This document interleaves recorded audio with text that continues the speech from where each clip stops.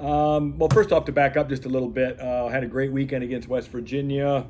Really liked the energy there. I think the official count was about 48 or 4,900 people. So obviously we want to challenge all those people and more to come out this weekend, but I thought we had good energy. I think when you look at a match like MJ Gaitan's pin, it's amazing how 5,000 wrestling fans can get loud. So as we go forward today, obviously UNI is the next date on the schedule, and we always have a lot of fun with UNI, and I'll have a little fun with UNI and their staff and their team. Somebody we really respect, but I know Coach Schwab's been out pushing the match a lot. Anytime you get two Division I schools, and we're fortunate because we do get to wrestle Iowa and UNI. So anytime you can get a chance to do that, just with the history of wrestling in the state of Iowa and all the history of the Iowa State UNI meets and the Iowa State meets, I think the people in the state of Iowa appreciate it. So we realize it's Super Bowl Sunday. We want you to come out. We intentionally moved it up an hour. It was at 2, but now it's at 1. They got this Brock Purdy effect going around here for some reason.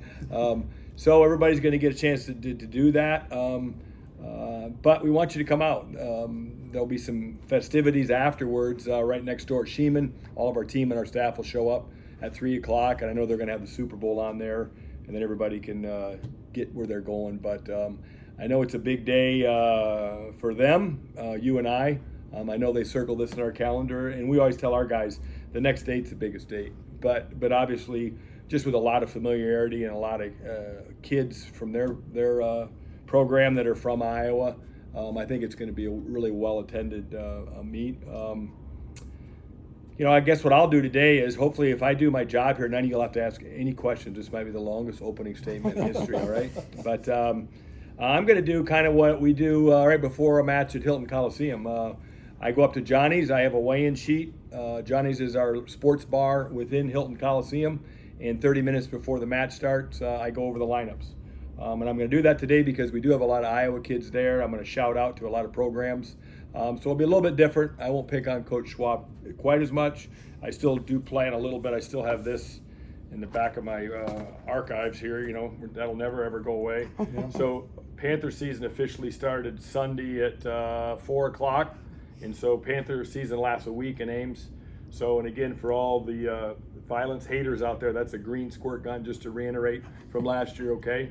It's got water in it, and we've come to learn that water can take out a panther. So we feel like we're in good hands. So that'll be the end of my emoji class here, right there. That's a recap.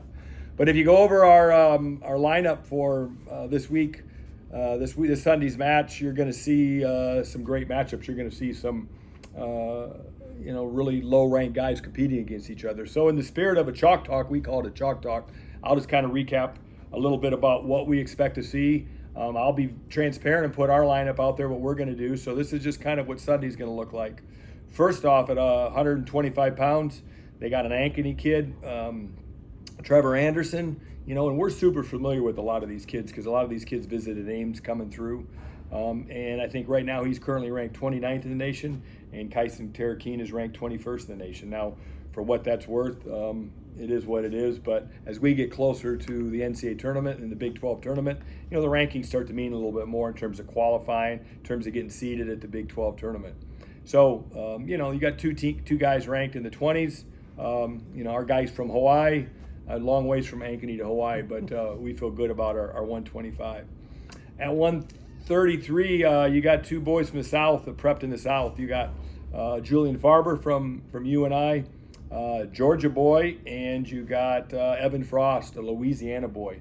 Now, I don't know the last time Louisiana and Georgia wrestled in a college dual meet versus two Iowa schools. I can tell you this, 25 years ago, if you would have had a Georgia kid against a Louisiana kid, it would have been probably a pillow fight, right? But those guys have gotten a lot tougher over the years, all right? So you got a guy that's ranked 8th with Evan Frost, and you got a guy that's ranked 20th with Julian Farber. So we like that matchup, obviously. And on paper, the match that might be the most highly touted is 141, Anthony Echemendia, ranked number 9 in the nation from Cuba, and Cale Hoppel from UNI, who prepped in Lisbon. Now, the difference between Lisbon and Cuba, I'm assuming, is a little bit different. Happel grew up in a wrestling family. I've known his dad, his mom.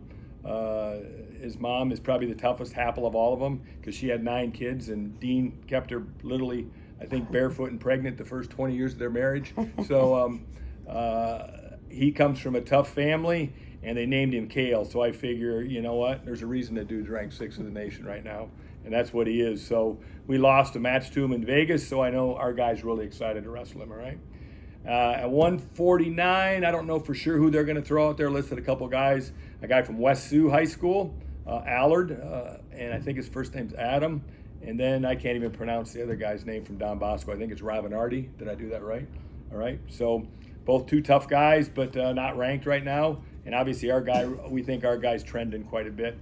Prepped in Michigan in Casey Swiderski at 149. At 157, that might be the second matchup of really highly ranked guys. They're both right around 10 to 12. I think Flo's got Chittum at 9. Chittum hails from Cleveland, Tennessee. As you saw in his interview, he's a little different, a little country, a little different. And Ryder Downey, who's really had a great year. 2 freshmen, who I think they've got him ranked 13th right now. He's from Indianola High School. Indianola High School is doing a great job right now. I think they just, it didn't win or first or second, along with Don Bosco in the Iowa dual meet states. So I can tell you, if you show up just to see 141 and 165, I'm going to sound like a salesman here, you're going to enjoy Sunday. And then we get to 165, we get another Georgia boy, I think RJ Weston, and he has the unfortunate circumstances of drawing David Carr. So he might wish he was in Georgia on Sunday about 1 o'clock, but he's not going to be. He's going to be in Ames. So he's got David Carr, and I think we know a lot about David Carr here. So then we get to 174, and then you got a kind of a fairly high-ranked match against 2 ranked guys with MJ Gaitan, who right now they've got him ranked 22nd, and their guy Sima, who's a Kansas guy. They don't have a lot of non-Iowa guys in their lineup, and I think he's a young guy too, so I think you got 2 freshmen. And of course, MJ Gaitan's a California boy, and done great things lately for us, and really kind of trending. I don't think he's lost, in a month or so, month plus. Of course, 184, that's their David Carr and Parker Keckheisen. And man, what a tremendous wrestler. Fun to watch. Just watching him and Carr wrestle, that's I know they're going to miss that guy. I think they got 1 more year of him, Carr only has 2 more dual meets at Hilton. This is second to the last dual meet at Hilton. So again, another reason to come out. We'll probably go with our freshman Tate Noctiborn. Feldkamp's healing up, but probably not quite ready to go. I know most coaches would probably keep that a secret, but I'm probably not like most. I'm just going to say what it is. But we have a lot of faith in Tate competing for the 184-pound spot. Then we get to 197. We got a West Delaware boy, Wyatt Volker, wrestling for the Panthers. Great high school career, great high school program, and he'll be taking on another Iowa boy in Julian Broderson, just a little bit older. Julian hasn't had a lot of success, but I can tell you, has really had a great last 2 weeks of practice. I really like Julian where he's at right now. Julian preps from Davenport Assumption, wrestled for the legendary Pete Bush, who was a teammate of mine, and I think that'll be a really good match. And then at heavyweight, you got a 3rd-ranked younger Bastida, another Cuba guy, against the 15th-ranked guy, Tyrell Gordon, and he's prepped from East Waterloo High School. So if you see all of that right there, you see there's a lot of Iowa influence. So I'm going to side with Coach Schwab here and encourage everybody to get out and come see it. I think it's going to be a great atmosphere, a great dual meet. We want 10,000 or more in there, so come see us. Coaching staff-wise, they got a great coaching staff besides Coach Schwab. Just to educate Iowa State Cyclone fans, Drew Foster is a former national champ for UNI, you'll see on the sidelines. And Coach Pugh is been around UNI forever. And I just forgot the other assistant coach's name, so they're going to be mad. He's going to be mad at me. Coach Roper, who's a Georgia boy that's pulled all the Georgia guys in here. And so for Cyclone fans, if you don't know who Coach Schwab is, right, he's the guy that'll be jumping around the whole time, complaining to the ref, trying to get every call he can get. I know this, you probably might not recognize him because he kind of looks like a homeless guy that stole a UNI wrestling hat right here. But there's a lot of energy. He doesn't look like he's got that much energy right now. I had to throw a few emojis, but there's no Doug Schwab emoji. I went through all my emojis, so I had to make one up, all right? So with that said, I know that's going to be hard. I know I probably answered every question you all have there, but I'll hush and let you guys talk. Well, I'll hop on Chittum a little bit here, not figuratively speaking, because you talked about how different he is. Obviously, he's had to go through a little bit of everything this year. Where is he at? And we know what his mindset's like and his mentality, but where is he at, and what can he do, not only his last two duels, but in March, where you guys obviously think he can do big things as well? You know, he just keeps getting better every week. And he, you know, he went through like a short period of time in kind of December. You know, he's really a true freshman. December and early January, like maybe just the first couple days of January, where he was kind of in that freshman funk. You know, he didn't have the Vegas he wanted. He drew two extremely tough guys, you know, a really good guy in the front side and a guy that got fourth in the backside right away. So I think he beat himself up a little bit over that. But, you know, we came back from Christmas break, had a couple tough days. You know, we did a little mental adjustments with him, and man, he's just been more excited all the time. And, you know, really popular guy in our team, but a really hard worker that spends a lot of time at it.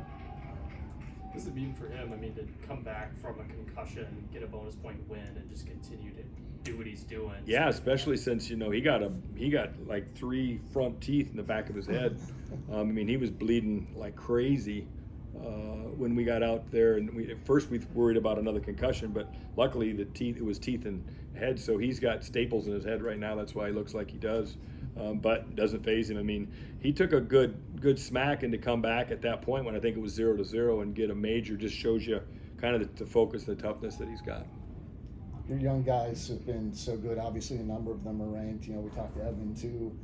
What does their development do for you? And obviously, the schedule sets up pretty well with you and I in Missouri to close out the dual season. But what does their development say about where you're at as a program going in March, where that goal has been top 4, top 5, and you're ranked there in terms of dual, and it looks like you're on track to make a lot of noise? Yeah, I think we can make a lot of noise at the end, you know, and we need those guys, you know, whether they're 19 or 24, 25 in this day and age. You're going to see a lot of 25-year-olds at Kansas City this year.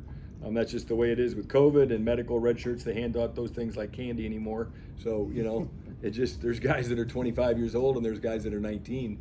But the young kids coming are a lot more ready to go each and every year. They're ready to go and have been around wrestling a lot. You know, and Chittum was kind of like Panero. He took a gray shirt year. So you're seeing a lot more of those kids just really stepping in there, being ready to go. How is Anthony feeling? He's great.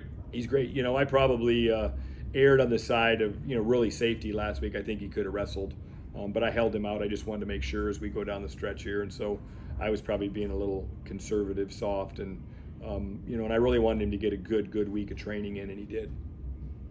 With the ISU UNI duel, I take it you probably don't have to preach to these guys what it means to have this going. I mean, what is the message ahead of like a big rivalry to try and get guys fired up, even if they don't need to be? Yeah, I don't think you need to say anything. You know, when you get 2 Iowa schools going against each other, and just wrestling in Hilton, our guys just love wrestling in Hilton. It was interesting to hear them talk afterwards, just in the locker room amongst themselves.